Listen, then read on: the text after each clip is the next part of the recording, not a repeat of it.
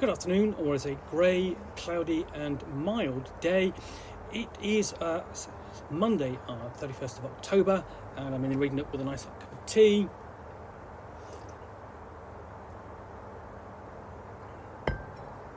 And a box I am continuing to unbox. So what I've pulled out here so far is a copy of Mazes, which is 9th level games, old school Renaissance retro clone, or OSR, old school Renaissance style role-playing game. So essentially Mazes and Monsters sort of like issue 0, kind of like a mini fanzine or introduction to the system, and then it's various issues of the actual fanzine. So just taking the rough band off those, I've looked at the Sword Mazes, which is book 1, Sorcery Mazes book 2, and now we look at Mazes book 3, which has a really kind of nice cover. I like that colour green, but I mean it's a case of sort of like does stand out, and they all do if you put them together.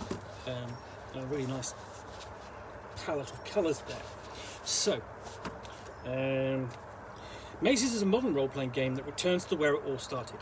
Daring adventures going down into dangerous dungeons. Mazes mixes modern, easy-to-understand role-playing rules with a raw feel of old-school swords and sorcery, telling episodic tales of adventure and danger.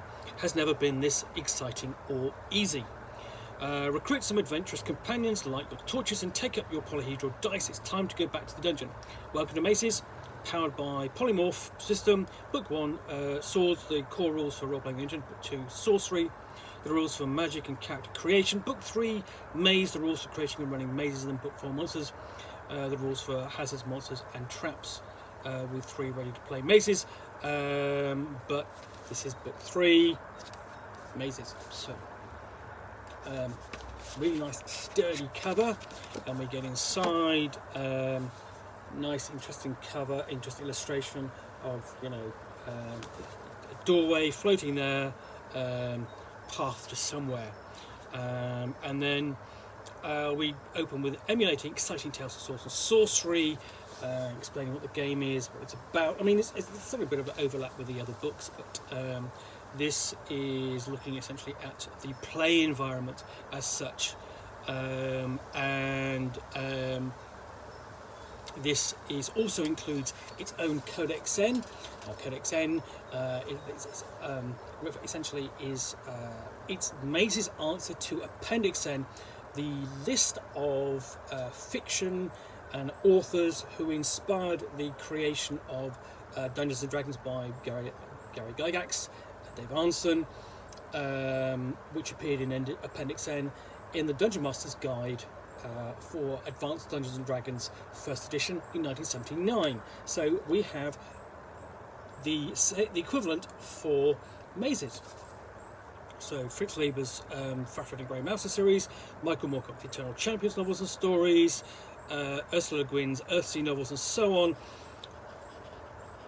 Essentially a lot of the sort of things that you would expect to see here.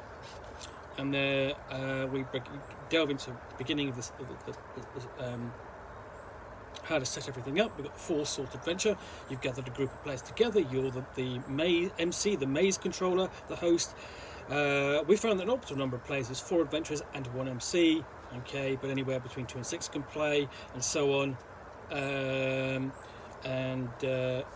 it goes into 4 dice parties, presenting aspects and character roles to the players, and putting questions to the players, and their characters. Why do you want to enter the maze? How do you solve your problems?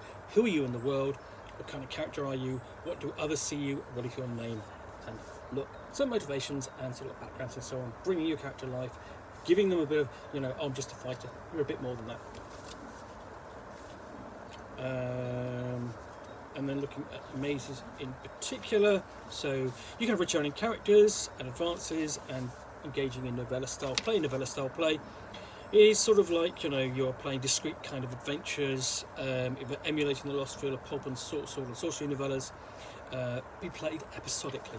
So each maze, characters on deck should have a clear, achievable goal. Have something that is stopping them from getting there. Start as close to the end as possible. Have no more than 5 rooms or scenes. Leave us wanting more. So, and then we start with Door to Adventure, and you kind of get that feel with this illustration. Have something stopping us getting there, but start at the point, you're near the end. And okay, so basically, you've essentially had an adventure to get there already on the boat. Here's the entrance that you really need to start at. Literally a door to adventure. So, gather darkness. As a maze controller, you have resources similar to the player's treasure called darkness. You track darkness and so on with tokens and a die and so on, and use it against the players to sort of like throw obstacles and monsters and so on in their way. So throwing in hazard encounters, splitting the party, ignoring dangers, handling time, spending darkness, of course, are all discussed in this little fanzine.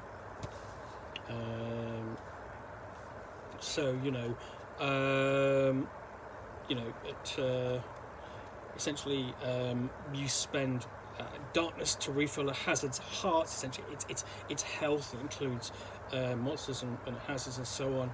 Wandering monsters, create a hazard, and so on. What happens is, when darkness looks less than the party size, everything is bright. When it's higher, it's in darkness. It's dark. It's more dangerous. And then darkness is twice the party size, and more things look bleak. It's an interesting thing that actually works sort of like as setting the tone of the adventure and its atmosphere. And then, although treasure is abstracted in mazes, you've got it. You are looking in terms of being skint, flush, or encumbered, depending upon the size, the amount of treasure they pick up. Relative to the size of the party. Using time and striking a balance between the enemy and the storytelling in the game is well discussed.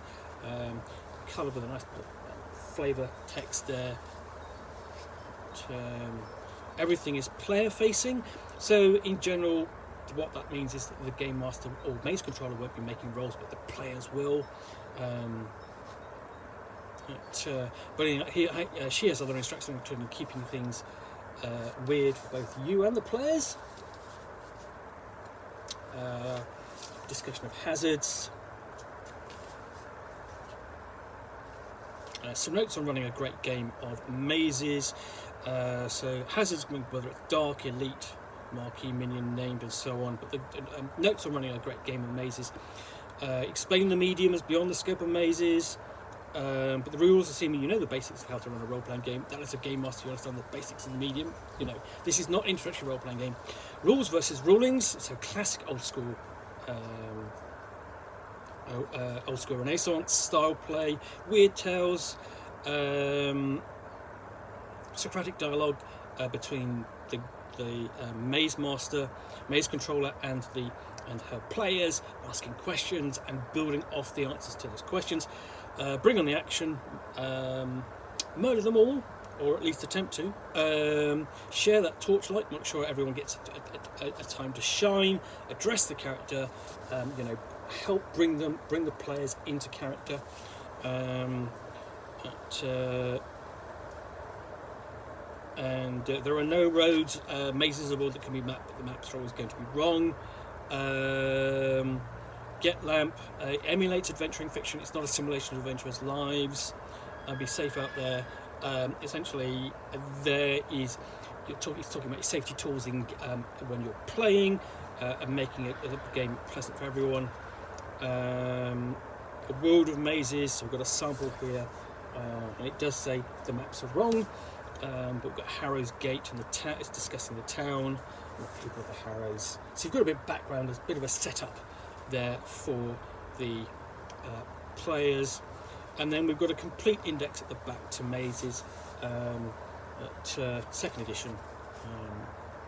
I think that's a bit of a conceit as such, since we probably never had the first edition. All the nearest we do is this, which is printed with the game itself.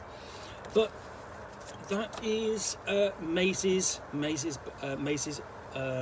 which is book 3 of the series for the 9th level games retro clone. Anyway, or near retro clone. Anyway, hope you've enjoyed this unboxing in the Nook. If you have, then please do click on the like button down below. And of course, if you've got any comments or feedback, I appreciate you taking the time to post those. And lastly, if you want to be alerted to yet more unboxings in the Nook, where you will see me out here with a box containing a book or game, which I will unbox and chat about to the best extent of my knowledge for roughly 10 minutes or so, all of course accompanied by a nice hot cup of tea. Then please do hit that subscribe button down below. In the meantime, thanks again for watching another unboxing in the Nook. Be back again soon with another one. Bye for now.